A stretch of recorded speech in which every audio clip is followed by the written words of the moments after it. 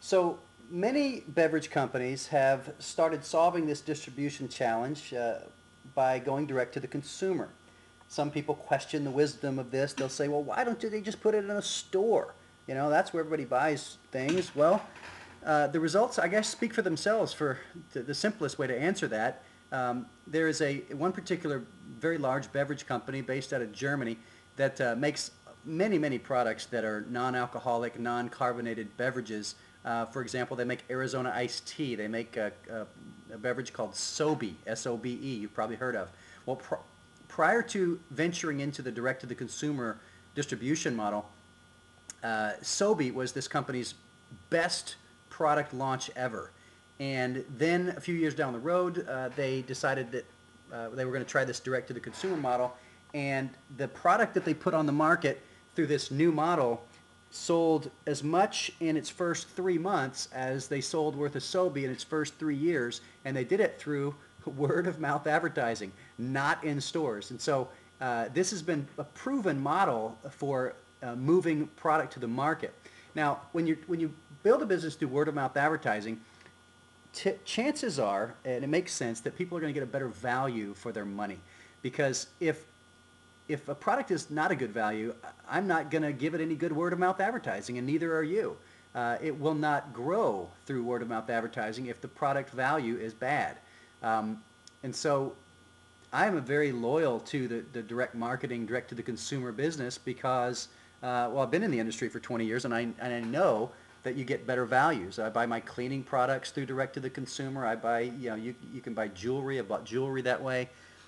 All kinds of things, cookware, knives, vitamins. There's a lot of things that you can buy through direct-to-the-consumer, and generally speaking, almost every case you're going to get better values that way. You also get better customer loyalty because these companies actually pay for referrals. If I am buying a particular product and I tell my neighbor, hey, I like this product, it's really good, you should give it a try, and my neighbor tries it, well, I get a referral fee for passing that information along. That's where they spend their money. Instead of spending money on a television ad or a newspaper ad or something like that, most of these direct-to-the-consumer companies will pay that advertising dollar to the loyal customers, and that's going to make me even more loyal because I might be getting as much back or more back than what I'm actually spending. But I've got to actually be buying product from the company in order to qualify to get the referral fee. So it's a very smart business move to create loyal customers. And something that a lot of people don't recognize is that it creates a distribution network for the future products.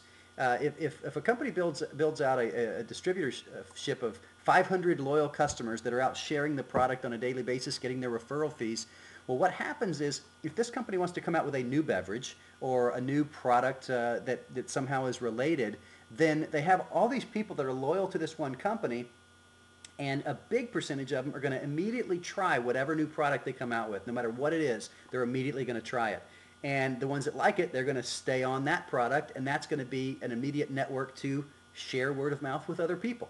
And so if someone has a good business mind and good business sense, it makes sense from a business perspective why they would choose this particular model. Now, I want to make a few points before we move on about some of the challenges that this business model brings about this industry in general. First of all, what do you call this industry? Direct to the consumer, I've been calling it. Network marketing is a very popular type of direct-to-the-consumer model, which I'm going to talk about right now. Multi-level marketing, referral marketing, relationship marketing, you can call it whatever you want. An important point to note is that a vast majority of the residual income, somewhere in the neighborhood of 90% or more, of the residual income in multi-level marketing is paid to people in the health, nutrition, and wellness field. You can buy just about anything through a network marketing model. You can buy all kinds of services, telephone services. You can buy travel. You can buy cell phone services and I mean all kinds of things. Of course, vitamins and what have you.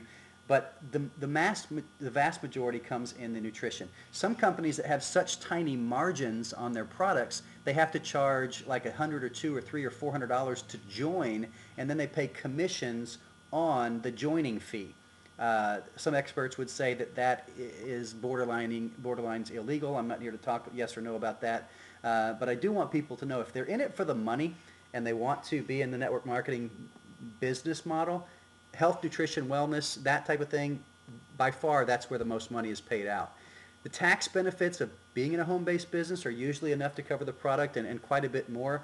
Most people, if they have a full-time job, if they're spending $100 or $200 on their product, they could actually change their take-home pay from their current job by adjusting the way their taxes are working, and they could be getting, $400, $500, $600 a month more in take-home pay.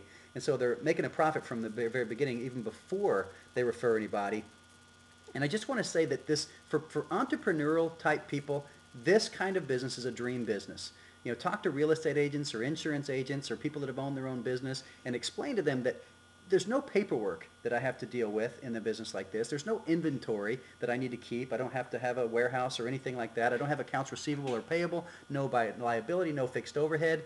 It almost sounds like it's impossible that a business like this could really exist. And one of the drawbacks that I see is that people think that they can just jump into a network marketing business and they can just make a bunch of money without having to really do much. And that's because it was promoted to them that way most cases. And I'm here to tell you that that's not the way it works. Someone can maybe cover the cost of their product by just sharing it with a few people. That's great. But if someone's in it to make money, they're going to have to take some time to learn. They're going to have to take some time to read some books and get a mentor and jump in on the trainings that their company provides or whatever. You don't decide one day you're going to become a surgeon and read one book, grab a knife and start cutting people, right? But that's the kind of approach that people take to network marketing a lot of times. It takes some time to learn, and so we'll talk next about some of the challenges that people who've gotten involved in network marketing companies, what they're up against in the next challenges and solutions video.